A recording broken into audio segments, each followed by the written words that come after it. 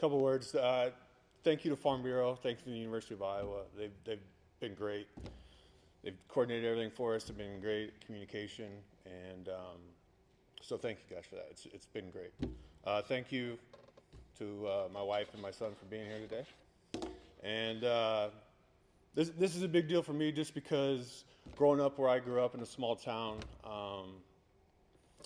you see the work ethic, you see the everyday people, and then when you come to Iowa, it's the same thing. And Coach Ferentz runs a program where if you buy in and you do the right things, you'll be successful. So the guys ahead of me that he was talking about, those are the guys when you come in, you look up to those type of people. So if you look up to them and you do what they do, good things typically happen. So that's where I'm at.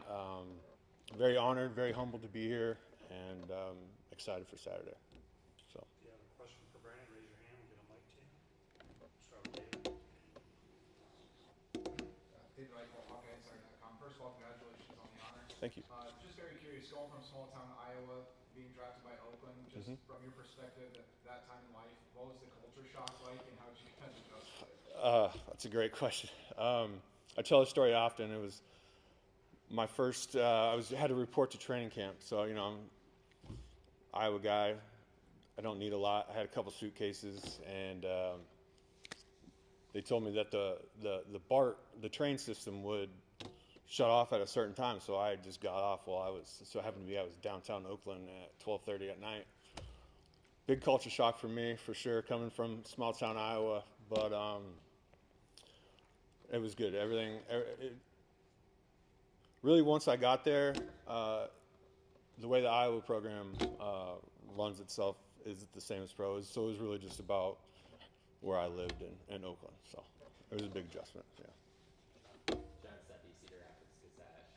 Getting here in 2004, during that year, what did you kind of take away from that team that obviously had a lot of success?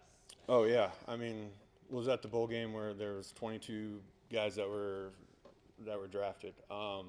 Yeah, coming in, small town, you got Matt Roth, you got Greenway, you got all those guys. I definitely got my eyes opened up, but like I said, you just kind of just get in line, you put the work in, and things worked out. So, but it was definitely a shock to my first year when we were on practice squad against Matt Roth every day. Made for a long year, for sure. Any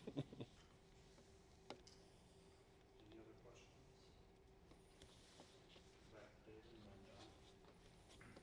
Obviously, being coached by Kirk, I'm just curious, what don't people in the public and in the media and all that, what don't they see from Kirk that you feel like should be maybe shined a bit? He's trying to get me in trouble.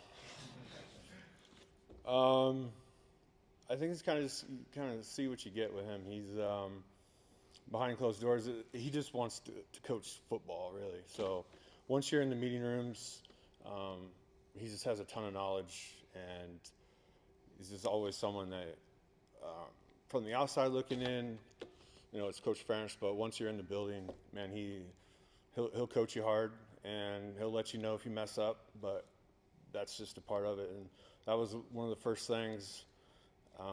You get recruited by these coaches, and they come in and they're all pretty nice and telling you what you want to hear. First practice, you realize that okay, this is why we're here, and coach is good about that. And yeah, he just cares, and he's just has a ton of knowledge. So. If I'm doing my math right, is it 8 years since your pro career's been done? That sounds about right. Yeah. What's life been like in kind of post football for you? It's been good. We moved to the Valley, Phoenix, and it's funny. After I retired, you get 5 years of like health care, so I was feeling great, Then that 5 years stops, and you start to get a little sore. No, but it's been good. So we been 8 years now, and transitioned into and I have a window cleaning business now. So I do a little bit of volunteering for football. I coach my kids' team, so it's been a good transition for us. So. Ethan Petrik, Bugsy Times. You played almost twice as long as the average career in the NFL. Six-round rookie isn't always, a lock to make the roster. How did your upbringing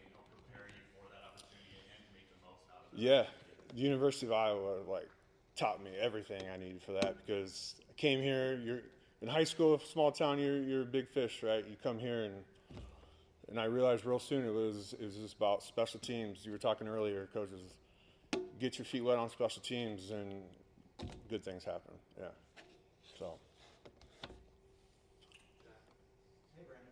Jack Lee with Case here at Cedar Rapids. We've been asking players and coaches a lot of this, but as someone who graduated right before a lot of realignment stuff started, Nebraska came over and 11. Yep. Do you have any take on the uniqueness of college football in 2024, especially compared to?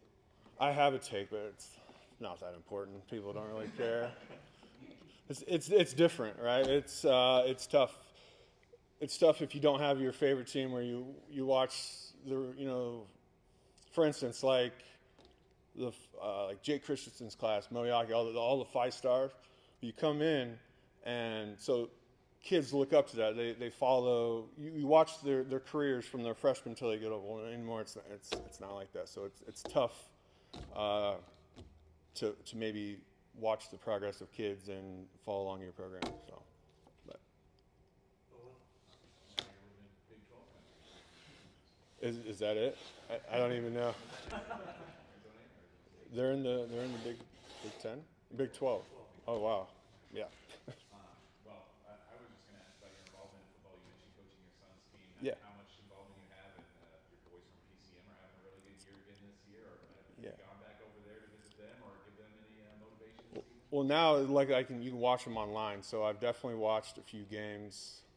Online. When I first retired, I volunteered and I was coaching a little bit, and